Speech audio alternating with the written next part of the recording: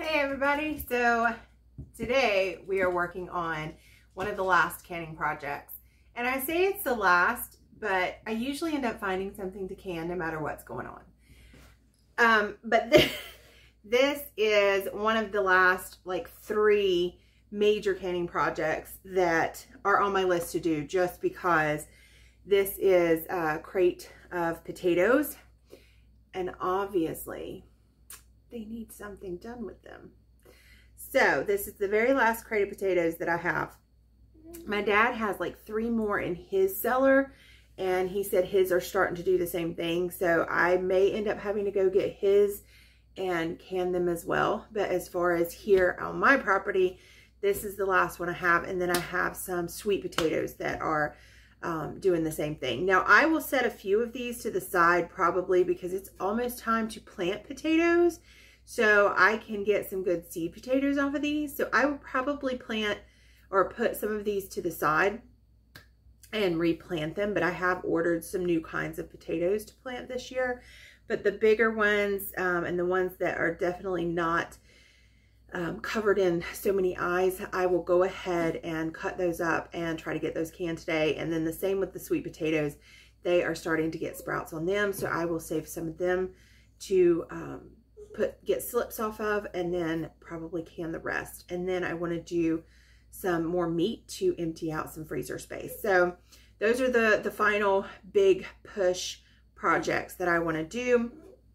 And if I can get a hold of some citrus, I would love to do some citrus for the year. That's not something I've ever done before, but I've been seeing people doing it lately because apparently this is the time to get citrus. So from like California and maybe Florida, I'm not sure. I know California is sending out bulk citrus.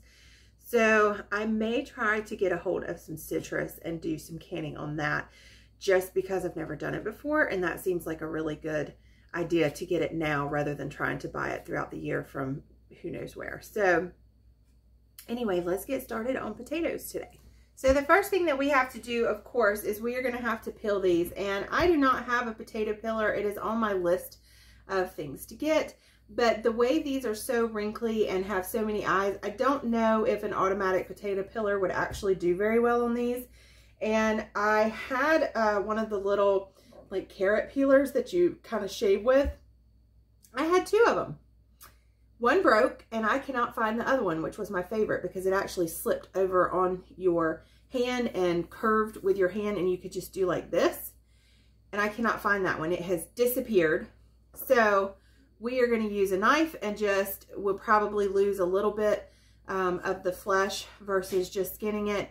But honestly, with the way these are eyeing up, I don't know that that's going to be such a bad thing. So let's get started, and I will fast forward through this so y'all do not have to, you know, watch a huge long video of just peeling potatoes. So there you go. Let's do this.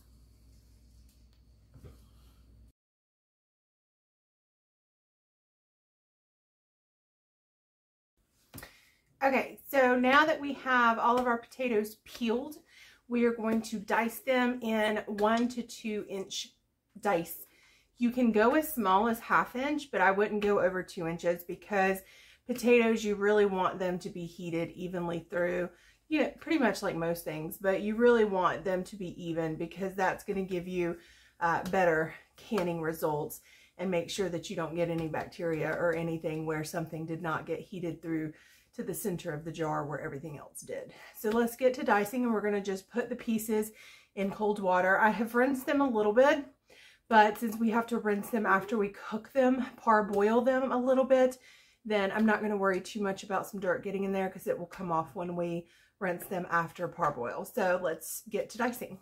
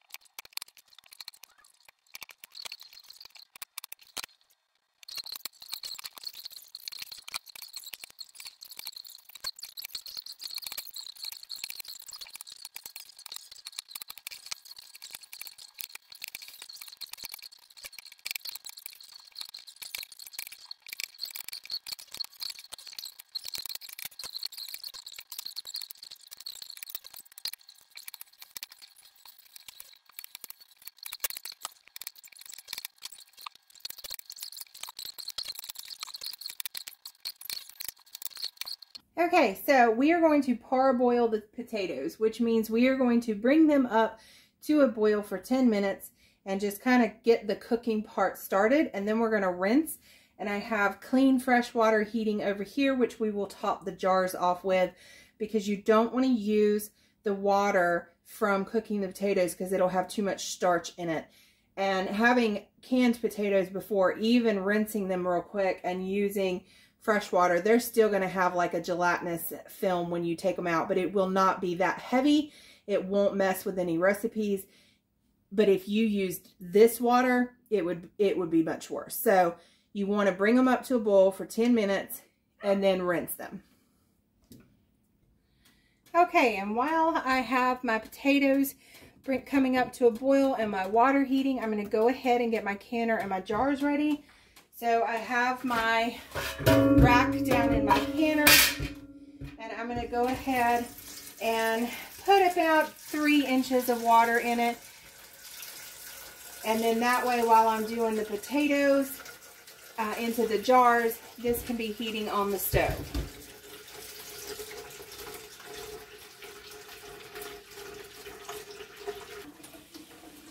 Okay, so now that I've got water in this, I'm just going to set it to the side. And I have a strainer for the potatoes, so I'm just going to set it over here. And then I'm going to get my jars ready. I'm going to do pint jars today because the last ones I did were quart jars, which are great for mashed potatoes and bigger meals. But I find I can use these when I'm making stews and pot pie and things like that. So I want to get some more pint jars of potatoes to use as sides to mix with green beans and that type thing. So we are going to start with pint jars, and I am actually going to open up a brand new box of them, which is, you know, actually really dusty because it's been sitting on the bottom of my shelf. But I have a feeling we are going to use every bit of these, and I don't have a full box worth of empty jars upstairs. I just have probably like 6 or 7. So instead of like piecing it all together, I am just going to go ahead and open a new box. I tend to grab a couple new boxes every year just because I can more and more and more and more. So it's just nice to go ahead and when you find them, have them. For instances like now, I don't have that many pint jars left. Now, my sister has a ton of pint jars because she found a really good deal online for a pallet of pint jars. And so it was like 2,800 pint jars or something on a pallet. And we actually had to, she went and got it with Dad's truck and had to try to unload it with the Bobcat with the forks because we don't have a forklift, and the Bobcat could barely handle this pallet of jars. It was so massive. So she has a ton of them, but we are saving those for honey because my dad does a lot of honey every year, and it's hard to find that quantity of brand new jars with the slick sides that don't say ball or anything on them. And that's what he likes to do his honey in, so he can put his labels. So he is saving those for honey, I believe. So, but I, you know, if I got down to where I absolutely needed more jars, I'm sure they would give me some.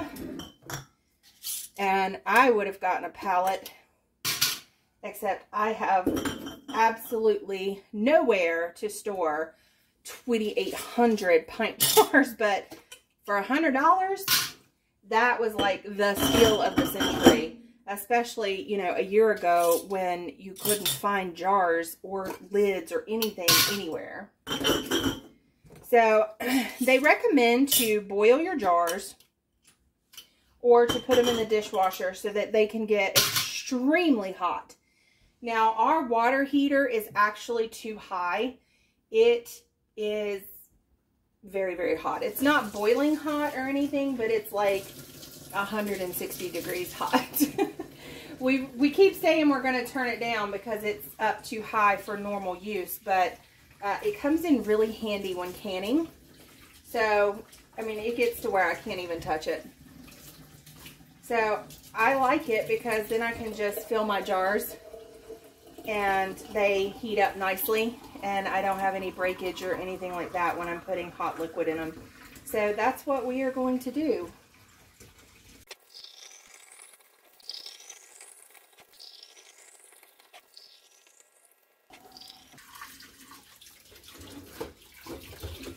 Okay, so my timer has gone off.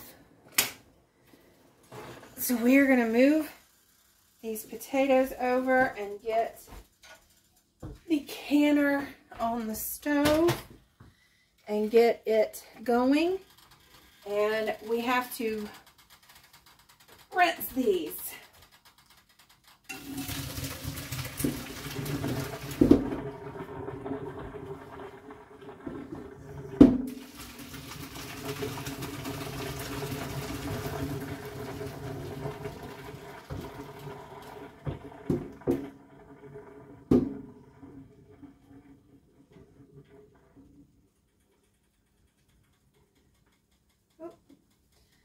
Can't get them all in. All right, I will set those to the side, and I am just going to rinse these in hot water for a second. I don't want to cool them off.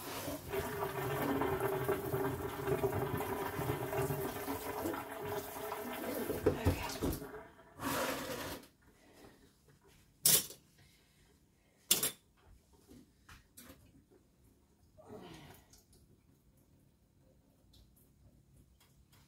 And this is just to make my life easier. Okay. So I'm just going to grab a jar. They are nice and warm now.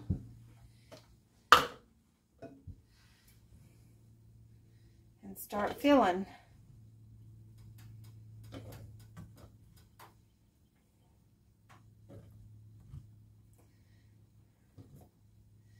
Now you want a 1/2 inch headspace in the jar. I may have overcooked these a little bit. They're wanting to mash. So I'm not going to mash on them too much. So I'm just going to set those in the sink. Get a few more jars done.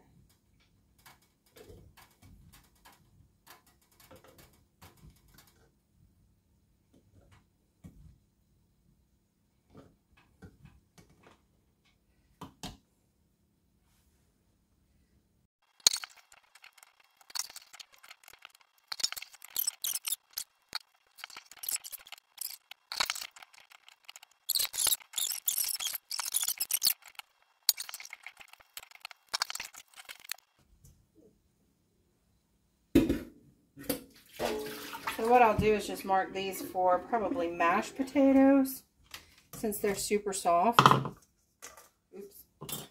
kind of need that.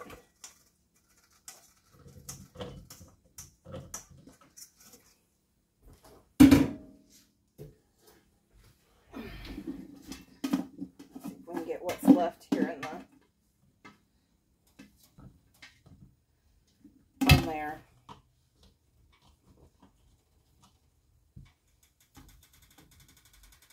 So there's not many potatoes left, not really enough to do anything with.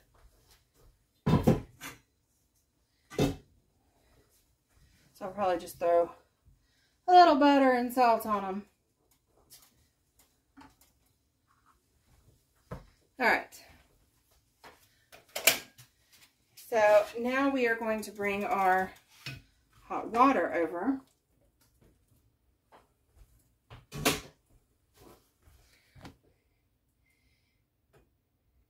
And salt. I need my salt.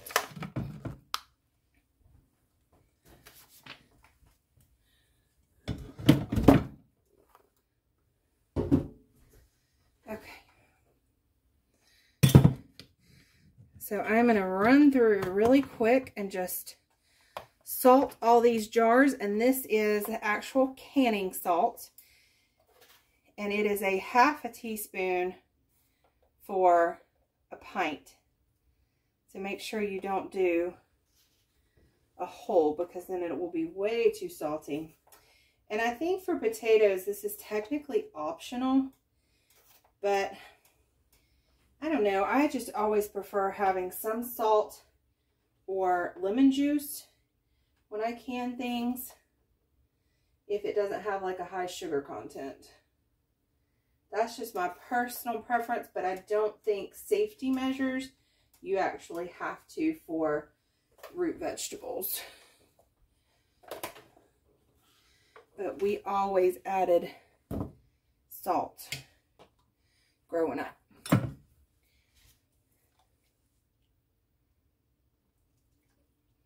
So now you're just going to top off the jars up to a 1/2 inch headspace with hot water.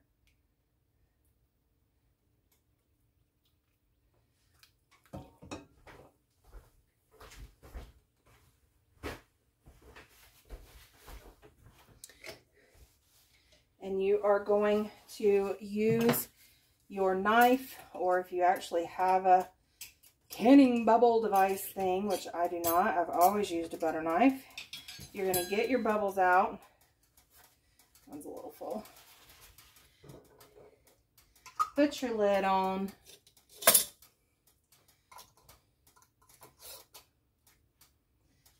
And then put it in your canner and move on to the next.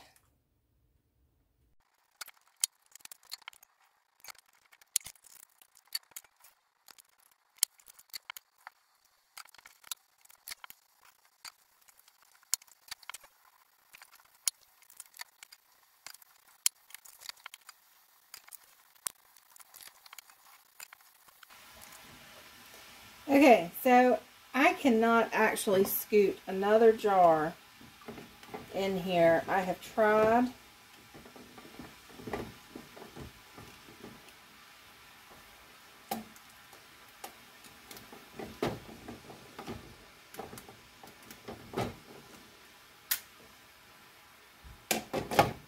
But it just doesn't work. So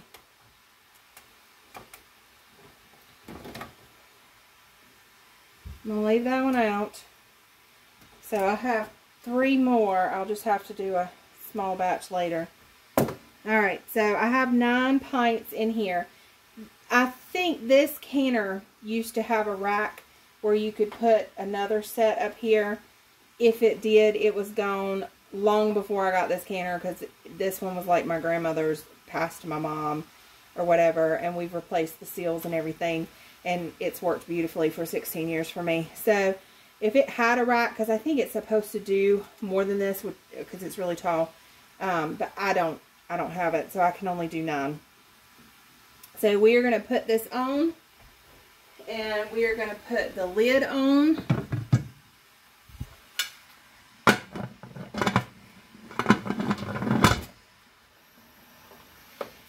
And then once it starts blowing steam out right here, we're going to let it go for 10 minutes to release all that extra air that's in the top. Then we will put the weight on it, and once it builds up to 10 pounds of pressure, then we will start the clock for 35 minutes.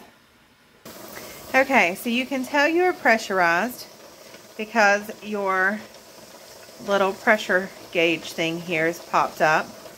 And we are past 10 pounds of pressure. This weight is actually a 15-pound weight, so it is not jiggling yet. For potatoes, if you are under 1,000 feet sea level, you need 10 pounds of pressure for 35 minutes.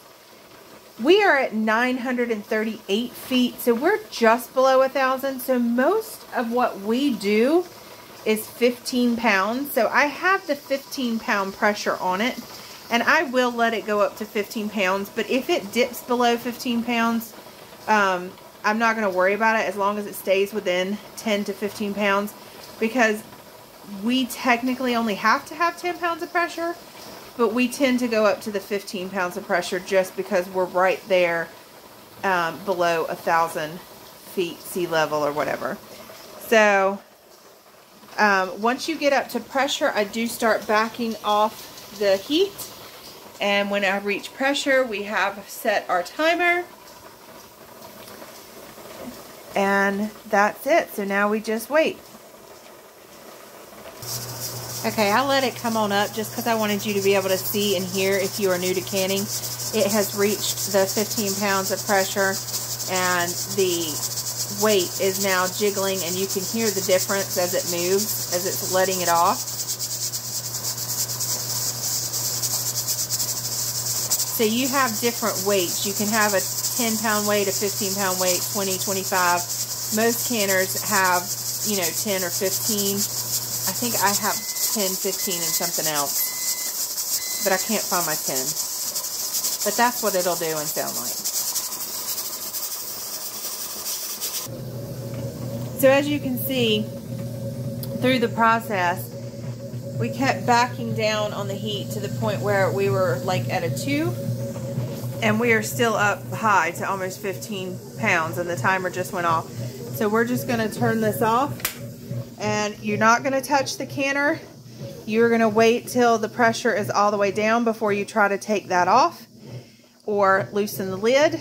So we're just going to let this depressurize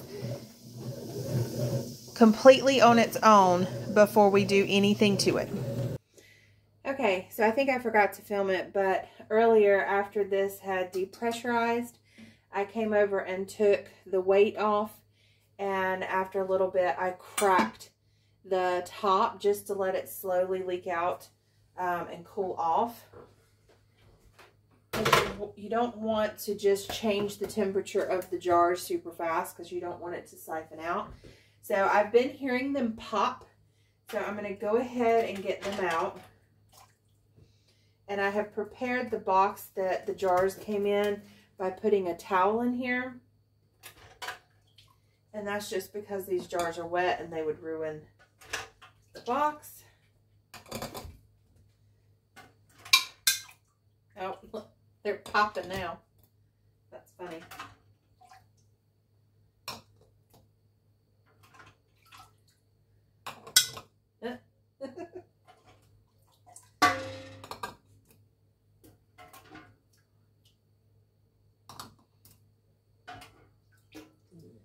Alright, so here they are.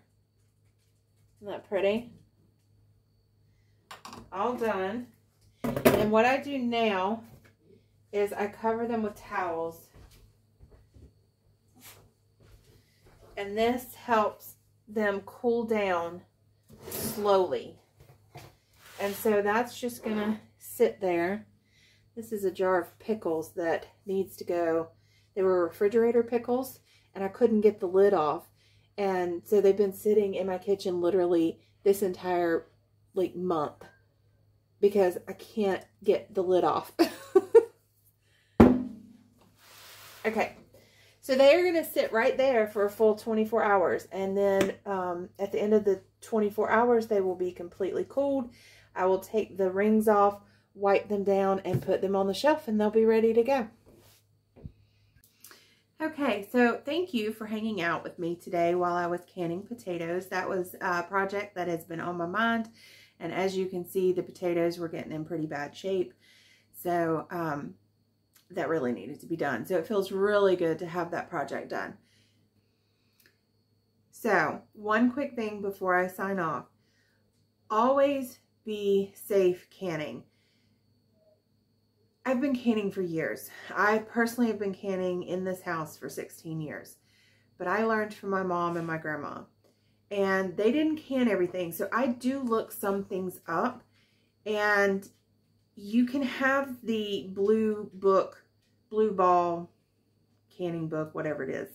Blue canning book. I can't remember what it's called. Anyway, I have an old one somewhere around here. But they update things very consistently. And some things, if you look in them, like they're the same since the 50s, but some things they've updated for new safety standards, blah, blah, blah.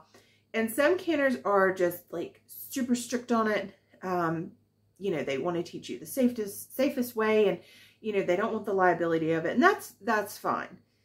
I don't always check every year to see if they have updated something, because I have canned for so long and I have done this way that I don't always think to check to see if they've updated times or anything.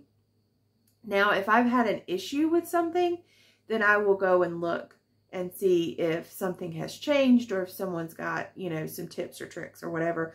But most of the things I can are just basically, you know, things out of the garden, and I can them, you know, as is to use in recipes later. Just in the past few years have I really gotten into canning actual recipes like sauce, and soup was new for me last year, and it was fantastic. So check, especially if you are a new canner, check for the, you know, guidelines from the institutes or whatever. But I am also a believer in tradition and tried and true, you know, methods, because that's what you base science on, is, you know, studies and trying and everything. So I'm not going to argue with anybody. Always be safe. And if you are new to it, always try to go by the newest standards so that you can learn and be as safe as possible, because you are feeding your family things that you are processing, and you of course don't want any harm to come to anyone. So if anyone disagrees with me, that's fine. You're not eating my food, so you're perfectly safe in your canning world.